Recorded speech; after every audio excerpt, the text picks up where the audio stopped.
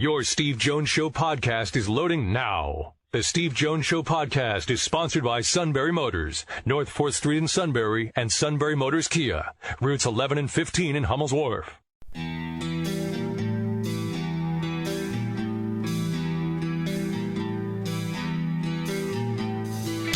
Sports talk where your voice counts. This is the Steve Jones Show on News Radio 1070 WKOK.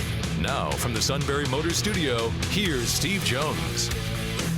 Sunbury Motors Studio is mobile in Raleigh, North Carolina, where tonight Penn State plays in the Big Ten ACC Challenge. They'll take on NC State tonight at 7:15. Airtime 7 o'clock this evening. Here from PNC Arena, the home of the Carolina Hurricanes. I walked into the arena today and I said, "Welcome to the home of the Hartford Whalers." And this arena worker shot me this dirty look, and I said, "Hey, look, you stole my team, man." All right. You should have brought your shirt. You left the Whaler shirt at home. You think I did? All right. Time now for our play-by-play call of the day. A first for LeBron James.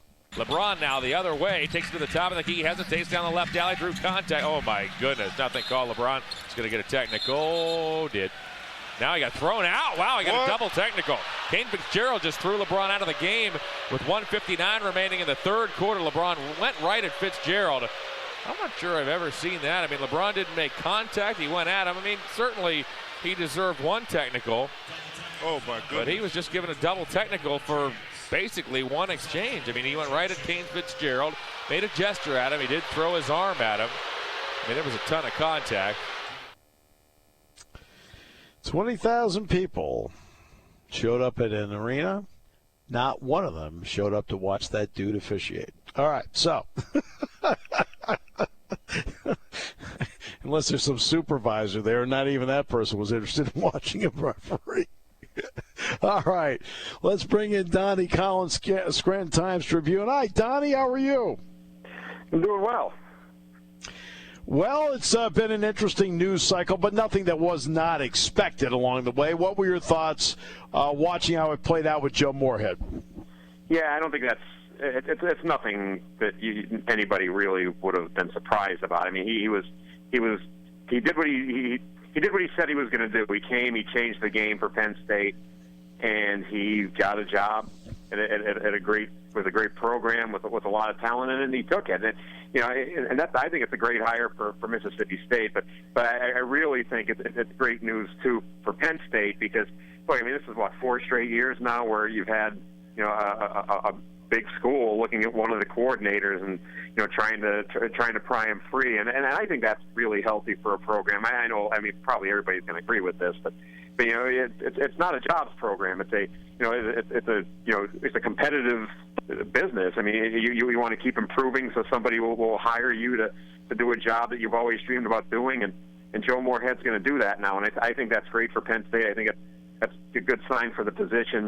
The people are going to be watching it to see what you can do in it and move on. But I mean, part of me thinks it's a daring hire by Mississippi State because Moorhead's never coached in the South, and I wonder how that's going to go. But from an X's and O's standpoint, and from a coaching standpoint, from getting a guy who's going to motivate his players and get everybody rallied around each other, and after you've lost the coach you really didn't want to lose, I don't think Mississippi State could have done better.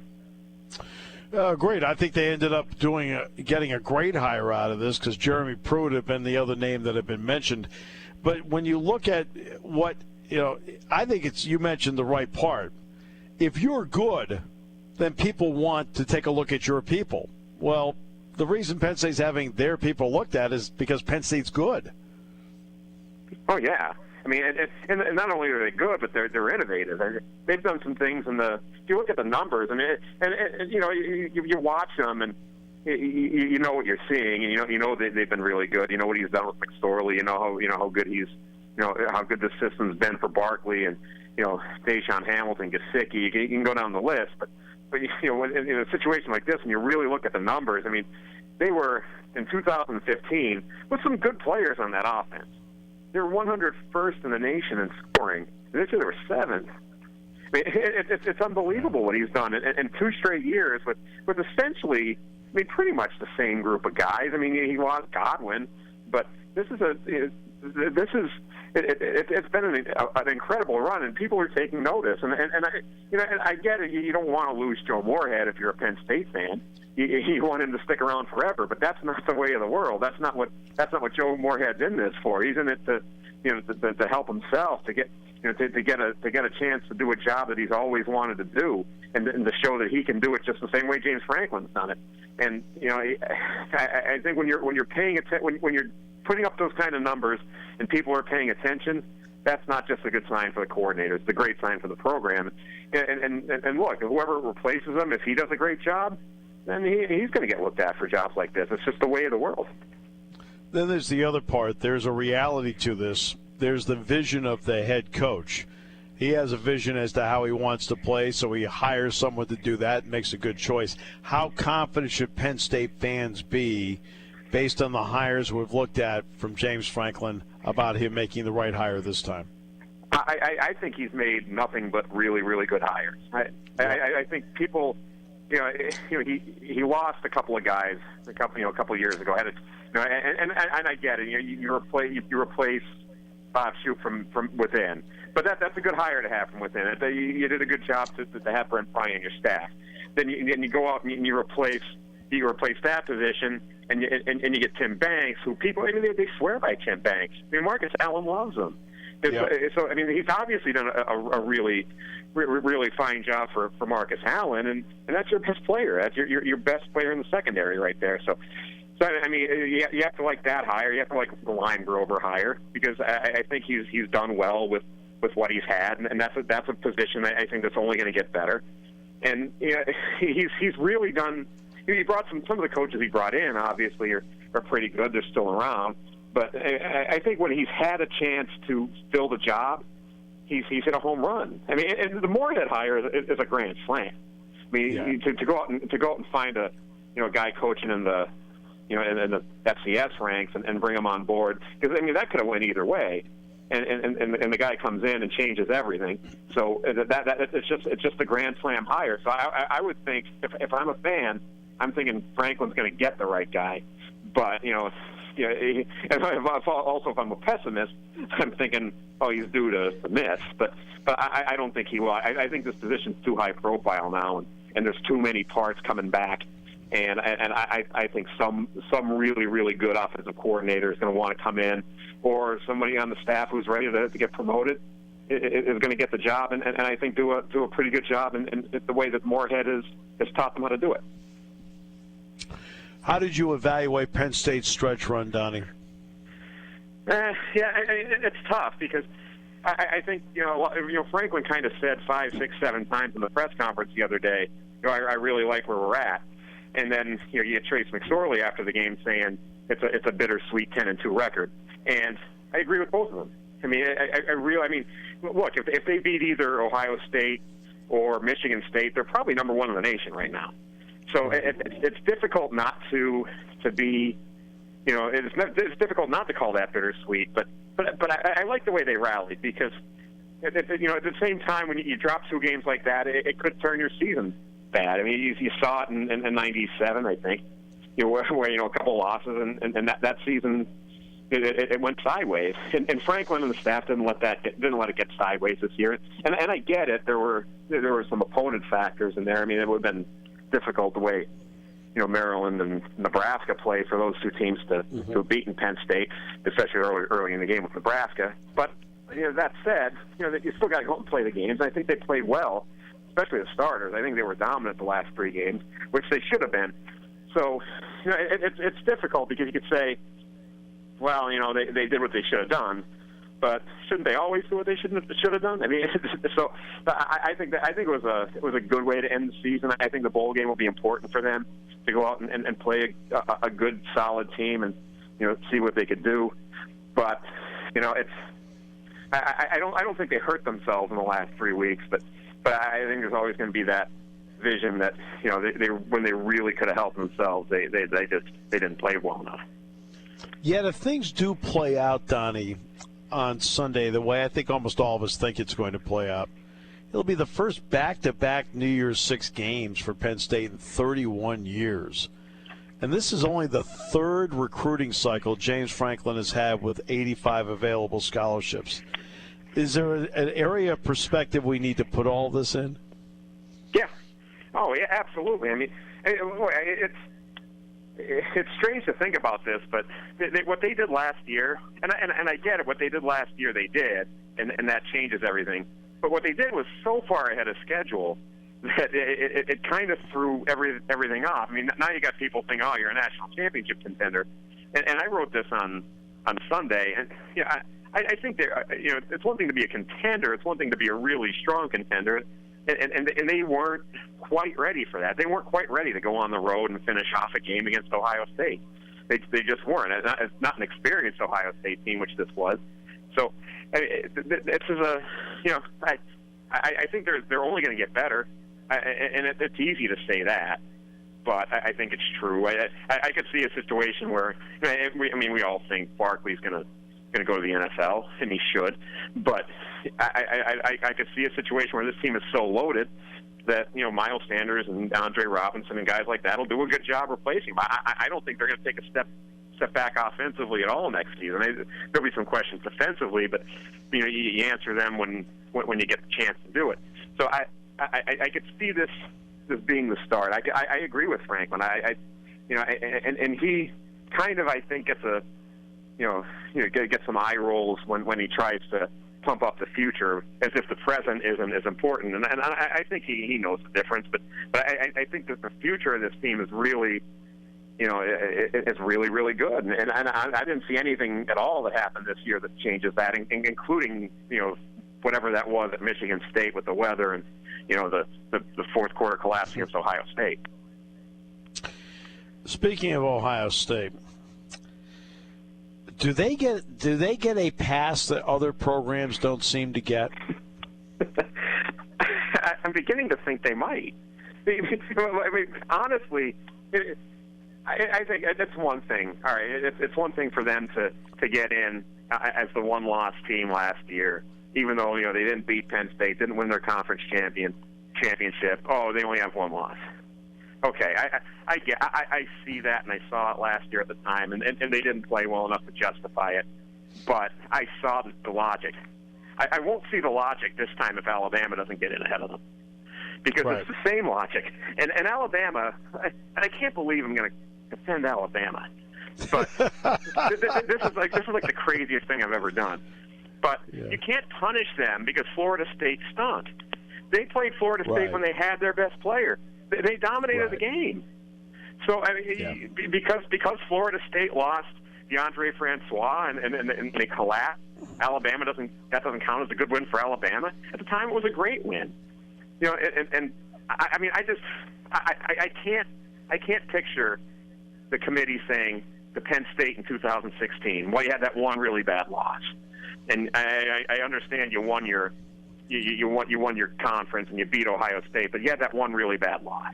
And then turning around the next year and saying to Ohio State, yeah, I understand you won your conference, but yeah, we're going to overlook that one really bad loss you had. And really, it's two really bad losses because Oklahoma beat them to a pulp on their home field. So, yeah, I mean, it's really difficult to look at the same situation playing itself out again and to think, the Ohio State brand is playing a role in this, and really, I mean, let's face it, if Ohio State gets in, there's going to be some questions for Gene Smith. Yeah, there are, because he's on the committee. Now I realize he's not allowed to vote on his team on the committee. But he has in the room. Yeah, blah, blah, blah, blah, blah. Mm-hmm. If a team lost in November by 31 points on the road for their second loss of the season, what should their fate be? I think you're out. That's my, yes. I understand that, if you lose by that many in September, you could overcome it. Yes. I don't think you could overcome it in November. Especially, I mean, look, and Penn State's going to. The last thing this committee wants, again, is Penn State to have a complaint, and they're going to. I mean, they beat Iowa. They did the same thing. They went to the same place and beat them. So yeah. I mean, and I'm not at all saying Penn State should be in the tournament. I know you're not. But what I'm saying is, if you're going to let Ohio State in, you're going to have 5 or 6 teams complaining, and rightfully so. And what shocks me is these guys are so image conscious and so ratings conscious, and they're going to look to a team that they kind of snuck in last year and that lost by 30-some and didn't score any points, and you're going to give them another shot? Yeah. Let's put it this way. I don't think the Big Ten is rooting for Wisconsin. I think everyone else is. Yeah. I think a lot of other – I think if I'm the committee members who'd like to play it safe, I'd be rooting for Wisconsin too. Yeah. All right. Donnie, always a pleasure. Thanks so much. Appreciate the time. All right, Steve, anytime. Okay, Donnie Collins, Scranton Times-Tribune with I thought was very insightful and powerful commentary from him. We'll come back with more in a moment. Brett McMurphy in the final half hour as we continue on News Radio 1070 WKOK, brought to you by Sunbury Motors.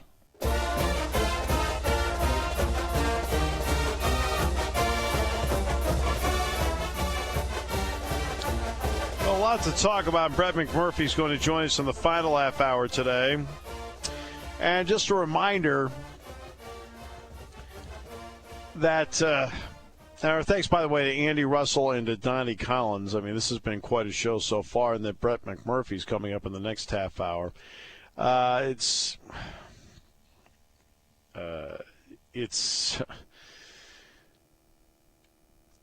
quite I mean, because I'm going to talk to Brett not only about what happened with Mississippi State, but I'm also going to talk to him a bit about this college football playoff. And again, it goes back to the question I asked Donnie: is Ohio State getting a pass? I mean, is there a standard? And if there is, why does the ball and the standard keep moving? Now, I know as I always talk about, every game takes on its own personality. Every team takes on its own personality. Every national championship race takes on its own personality. Okay? That said, aren't there certain standards, though, that do play out year to year that have to come into play? A 31-point loss in November, which is your second of the year, should not be good, should not be bypassed. It makes you ask, are they doing this to pump it up for the ratings? And, of course, this was another tough day at ESPN because ESPN, by the way, ESPNU, the group out of Charlotte is doing tonight's game. And it's been a day where they had a lot of production people and producers laid off. Another 150 laid off today at ESPN. And I'll be honest with you, ESPN is not putting out, again, I'm old school, so I understand that part. So I'm not going to fit in with the younger demographic in any way, shape, or form, even though listening to the show, how I relate so well to the younger demographic. You're dialed in. You're more dialed in than you think. Come on. Well, when you have 5 children ages 23 to 37, they guide you. They guide you through. Then grandchildren, you're a little more dialed in than people realize. Because believe me, they'll tell me if I'm not dialed in, they'll tell me. In fact, they're very blunt about it. No. My son Dan, who's so funny, he'll shoot me something once in a while. Like, what are you thinking? But you have 150 people there. I feel like ESPN has lost real touch with the sporting public in a lot of ways. And it's affected them across the board. Yeah, it's going to be interesting to see. They're going to be rolling out a digital subscription service, if I have it worded correctly, sometime next year.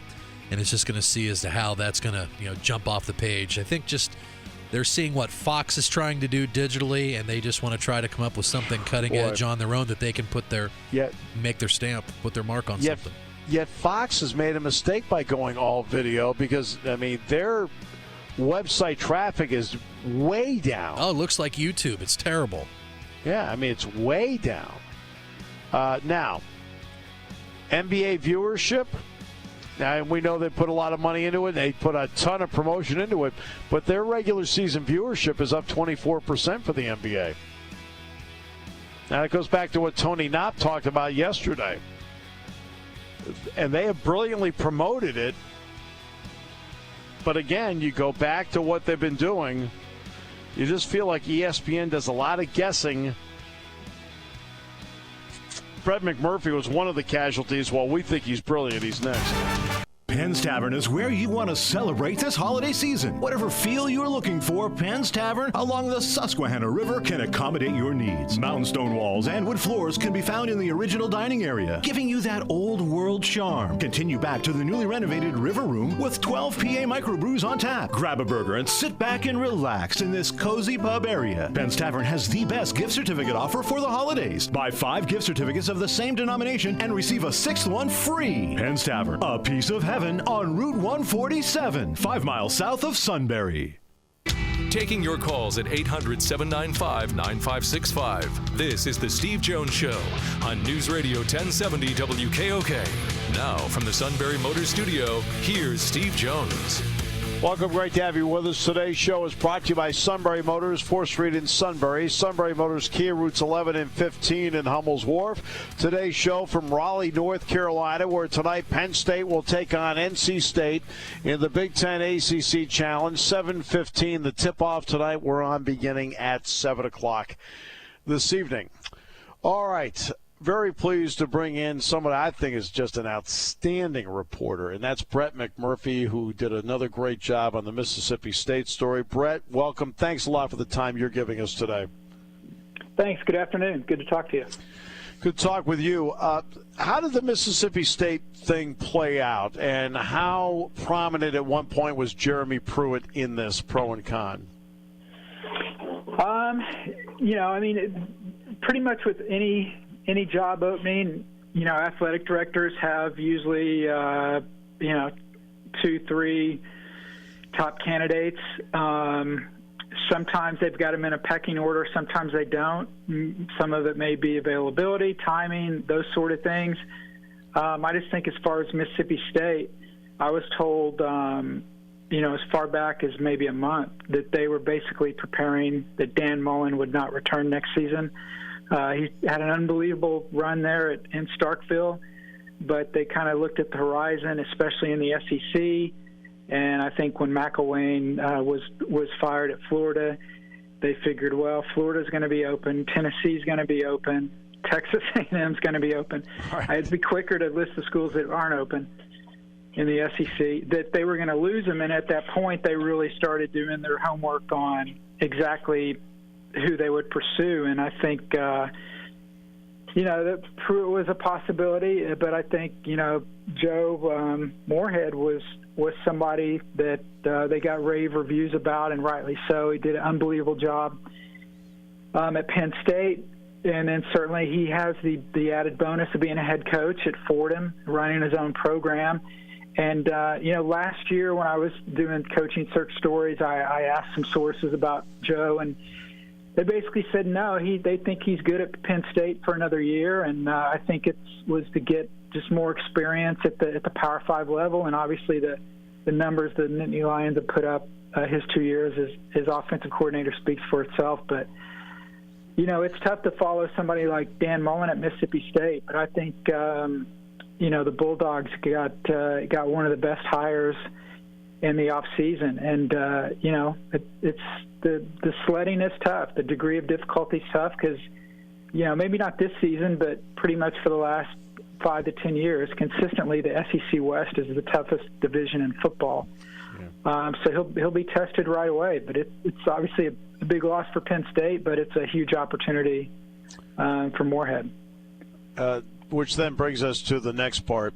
I know Nick Fitzgerald got hurt in the Egg Bowl game, dislocating his ankle. But in reality, what kind of program will he inherit down there? Because Dan Mullen's stability has, I think, been recognized by everyone. Yeah, I mean, the thing is, if you're not a regular fan of the SEC and don't follow it that closely, I don't think people realize how great of a job that Dan Mullen has done at Mississippi State. Basically, every year in Hoover, Alabama, when they have the SEC meetings, we vote on the SEC preseason poll, and every year, like clockwork, Mississippi State's voted either last or second to last in the SEC West, and then come every December, there you are, and Mississippi State all of a sudden's got 8, 9, or 10 wins. So he certainly has a solid base there. Fitzgerald had that injury, but I noticed when the news got out about Moorhead taking over, he had a pretty funny emoji. So he's thrilled to work with Moorhead, but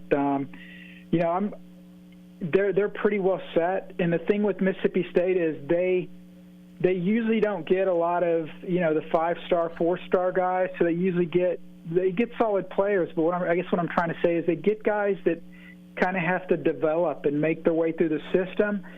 So you usually have a lot of older players.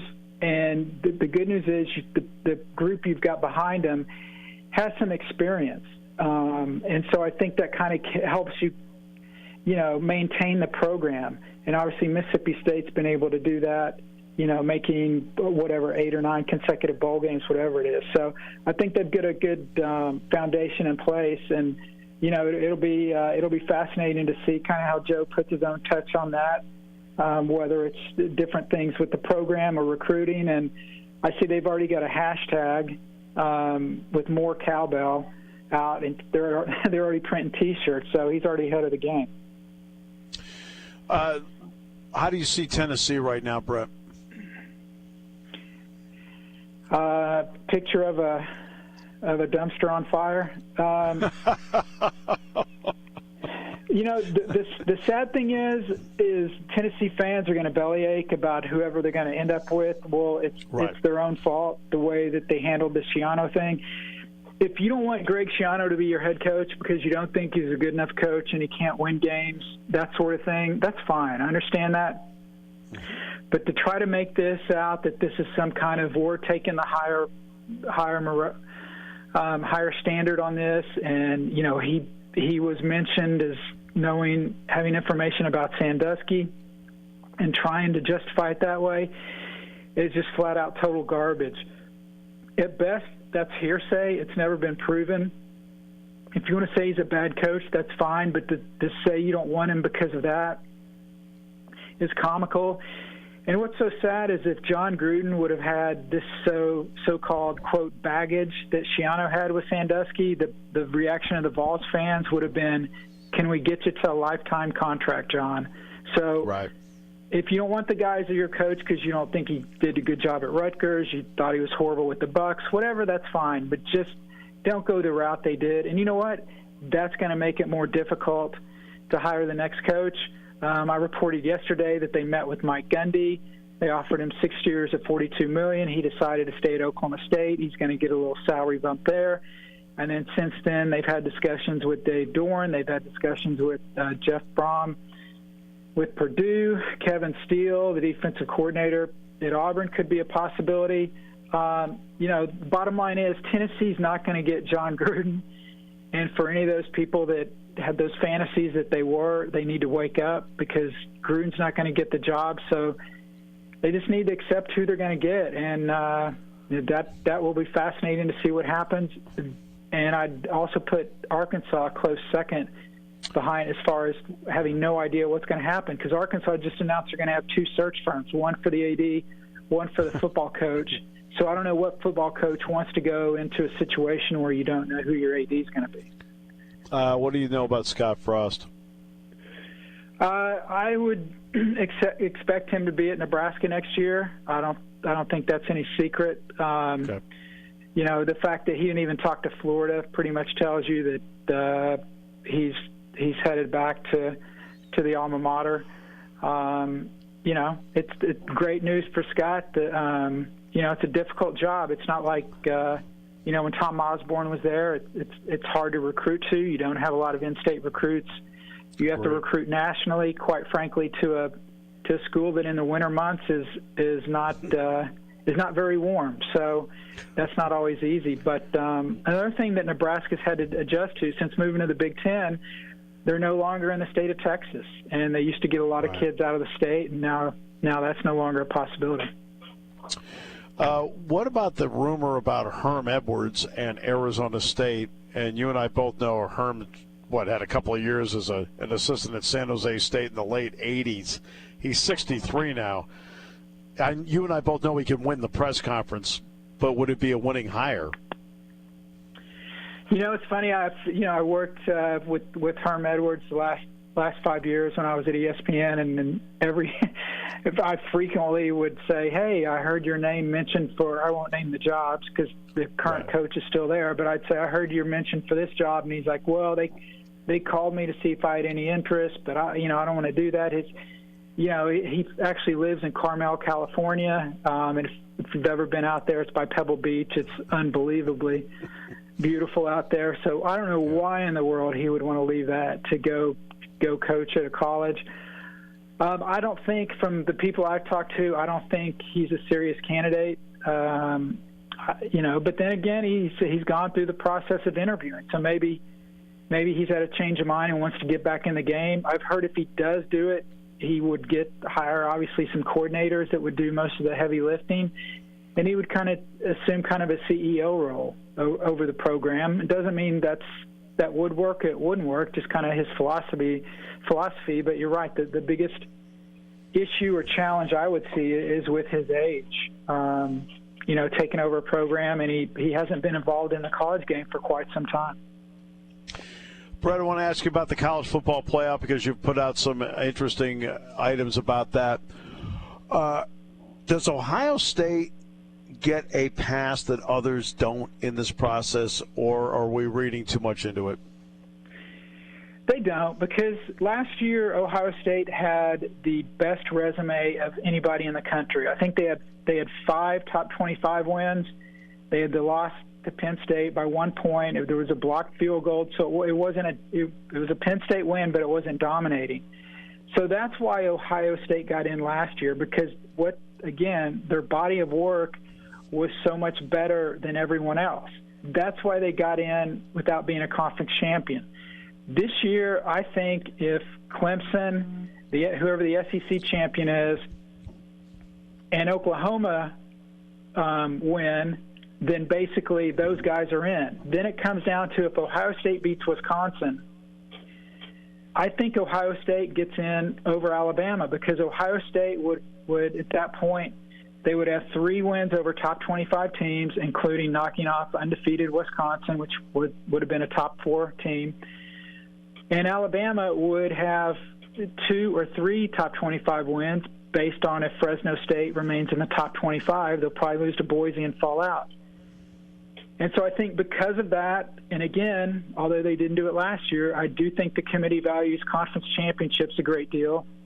And I think Ohio State would get the nod over Alabama. I mean, it was only, a couple of years ago where Ohio State, some people thought they're among the best top 4 teams in the country, and I think they were finished 7th in the rankings. So it's not I know it's easy to say, well, the committee is giving Ohio State a break. I think it's I just think it's a coincidence. I think if you strip the names off the team and put their accomplishments side by side, and I know it's not that simple. You have to watch the teams play on the field. But when you look at Alabama, they have wins against Mississippi State and LSU are their only 2 top 25 wins. Mississippi State's barely hanging on to a top 25 ranking. And other than that, Alabama, has not played a tough schedule, albeit they don't have a huge loss to Iowa. Again, I'm going by what I think the committee will do, not what I would do. But I do think they'll go, with Ohio State. One last thing to look, because I think the last thing the committee wants to do is put 2 teams in from the same conference. Understand that, and I understand what your thinking is on that. But to me, the stretch run is November, and a 31-point loss in November, which is your second, to me, is something that if I'm in a committee room, I'm saying, guys, I can't do this. I mean, November is November. That wasn't a September loss. Okay, but then how much does a win over an undefeated top 4 team balance out a bad loss to Iowa? I mean, I agree with what you're saying. No, I know. But you're asking a good question that in the committee room they would ask.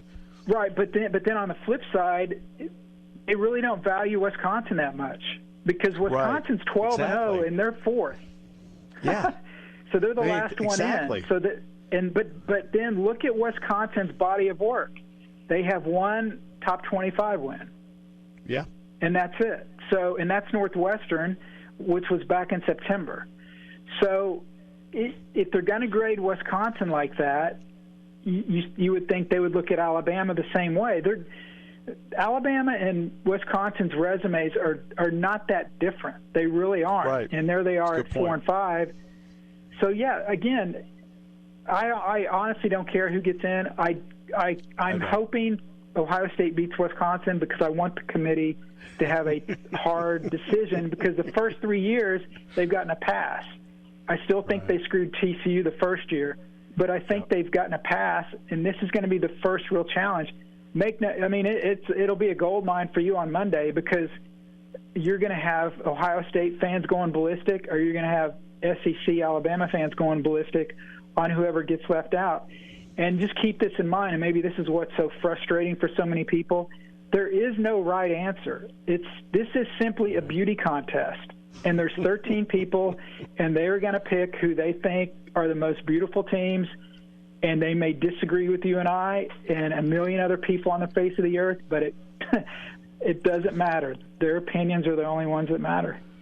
That was a fun conversation, Brett. I really enjoyed it. Thanks so much. It was a great back and forth. Always appreciate the great work that you do. Thank you. I appreciate it. Brett McMurphy joining us. That was a fun little give and take there. I enjoyed that. We will come back with more in a moment and wrap it up here from Raleigh, North Carolina, here on News Radio 1070 WKOK, brought to you by our great friends at Sunbury Motors.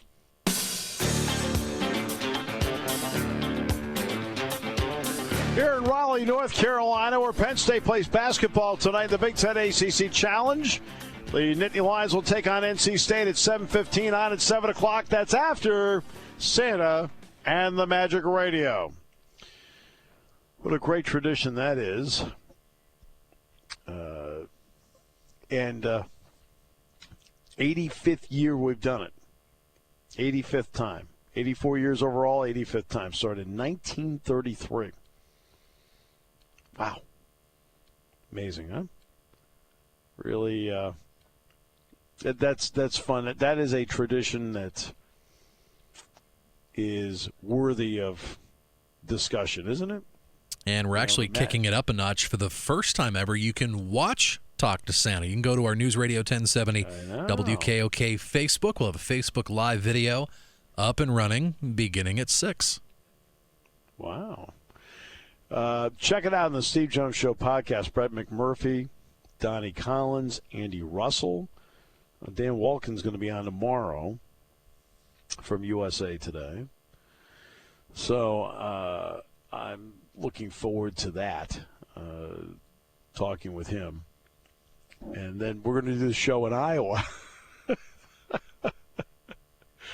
We're going to do the show in Iowa coming up on Friday. At some point, we'll settle back into the Sunbury Motors studio. I'm looking forward to that moment, to be honest with you. So I'm looking forward to that very much because when I get to Iowa, that will be 5 of 6 for me on the road. So we'll be doing a little traveling here of late. But on the positive note, I'm racking up Marriott points left and right. I feel great. No, there's anything wrong with that. No, I mean, really, we're racking up those Marriott points. I'm impressed. All right, I know that the suit would like to borrow some. And not only that, on behalf of the company, they'd like to send him out of town. So, what? Nothing. And the suit knows all about the December 16th company party, right? Locked in, right. I hope so. I hope he's locked in. 1-6. Yeah. As long as Jamie understands what we're doing here. Crystal clear. She better be. The critical part is just follow our lead on this. Be better for the whole party. We got if this. You do it. Yeah, really. Okay, help us help you. Well, congrats to Joe Moorhead. He deserves it. You know, it's an interesting name that's out there right now that I wonder where he's going to land. Brett Bielema. Say, for example, Nebraska didn't hire Scott Frost. You know, stylistically, Brett Bielema would fit, wouldn't he? I mean, seriously, think about that. I mean, with the style that they've played over the years, Brett Bielema would probably fit what they're doing. Now, in the end, I think almost all of us expect Scott Frost to be that guy and to get it. I've got that part. But Bielema is sitting out there, and stylistically, you know what? Maybe not be the sexiest hire, but a guy that has been around the block. And getting back to Tennessee, I just wonder how many more names, 4, 5, 6 other names are going to get kicked around before finally the name T. Martin gets brought up. Well, he's the offensive coordinator at USC, and I thought, to be honest with you, I thought he'd be one of the first names brought up. Led them to the national championship after Peyton Manning went to the NFL. Has carved out a nice resume, especially as the offensive coordinator at USC, working with Sam Darnold. Wow. Something tells me that is a fan base that cannot be made happy. All right, tonight, 7:15, 7 o'clock after Santa here on News Radio 1070 WKOK. Today's show has been brought to you by Sunbury Motors, 4th Street in Sunbury. Sunbury Motors, Key Routes 11 and 15, and Hummel's Wharf. You're listening to News Radio 1070 WKOK Sunbury. You can hear us anywhere in the world with the Sunbury Broadcasting Corporation app.